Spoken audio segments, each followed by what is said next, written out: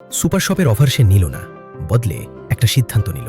কাদের চাচার ছবি তুলল, খামারের ভিডিও করল, মশলা পেশার প্রক্রিয়া দেখালো, পেজে লিখল, এই হলুদ চট্টগ্রামের পাহাড়ে জন্মেছে। কাদের চাচা ৩০ বছর ধরে এটা চাষ করছেন। কোনো রাসায়নিক নেই, দাম কমবে না, কারণ মান কমবে না। প্রথম পোস্টে শেয়ার হলো, দ্বিতীয় পোস্টে অর্ডার এলো, তৃতীয় পোস্টে একজন লিখল, আমার মা অসুস্থ, ডাক্তার বলেছে ভেজাল মুক্ত খাবার খেতে, আপনার মশলা পাঠান। তারপর আরেকজন, তারপর আরও। ১ বছরে বিক্রি ৩ গুণ হলো। কিন্তু সংখ্যার চেয়ে বড় পরিবর্তন অন্য জায়গায়। যারা কিনছে তারা শুধু মশলা কিনছে না, তারা কিনছে কাদের চাচার গল্প, তারা কিনছে মায়ের রান্নার স্বাদ ফিরে পাওয়ার স্বপ্ন। একটা হাসপাতালের ক্যান্টিন ফোন করল, রোগীদের জন্য খাঁটি মশলা দরকার, আপনার কাছ থেকে নেব, দাম একটুও কমেনি। সেদিন রাতে বাবাকে ফোন করল, বাবা এই মাসে ভালো হয়েছে। বাবা একটু চুপ থাকলেন, তারপর বললেন, তোর মা বলছে তোর মশলা দিয়ে রান্না করবে। সে হাসল, এই একটা কথার জন্যই সব কষ্ট সহ্য করা যায়।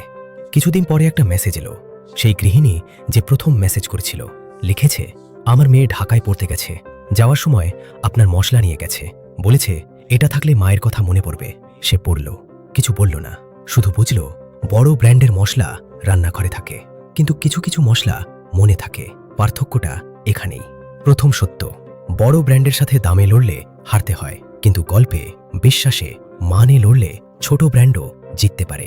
দ্বিতীয় সত্য, মানুষ পণ্য কেনে না, অনুভূতি কেনে। যে ব্যবসা সেই অনুভূতি দিতে পারে সে কখনো হারায় না। তৃতীয় সত্য, সঠিক কাস্টমার খোঁজা আর সবার কাছে বেচা, এই দুটো সম্পূর্ণ আলাদা ব্যবসা। যে সঠিক মানুষের কাছে পৌঁছায় সে দাম কমায় না। বাজারে বড় ব্র্যান্ড থাকবেই, কোটি টাকার বিজ্ঞাপন থাকবে, চকচকে প্যাকেজিং থাকবে, কিন্তু একটা জিনিস তার কখনো দিতে পারবে না, কাদের চাচার মাটির গন্ধওয়ালা হলুদ। একটা মেয়ের ব্যাগে করে নিয়ে যাওয়া মায়ের স্মৃতি, একটা অসুস্থ মানুষের জন্য ভেজালমুক্ত খাবারের নিশ্চয়তা। যে উদ্যোক্তা এটা বোঝে, যে মানের সাথে আপোষ না করে গল্প বলে, বাজার তাকে খুঁজে নেয়। কারণ মানুষ বিজ্ঞাপন ভুলে যায়, কিন্তু মায়ের রান্নার স্বাদ কেউ ভোলে না। যে মশলায় গল্প আছে সেটা শুধু রান্না করে না, মনেও থাকে। আপনার কি এমন কোনো স্মৃতি আছে যেখানে মায়ের রান্নার গন্ধ এখনো মনে পড়ে? অথবা এমন কোনো দেশীয় পণ্য যেটা একবার ব্যবহার করে আর ছাড়তে পারেননি? বিজনেস লেজার, সিদ্ধান্তই পরিচয়।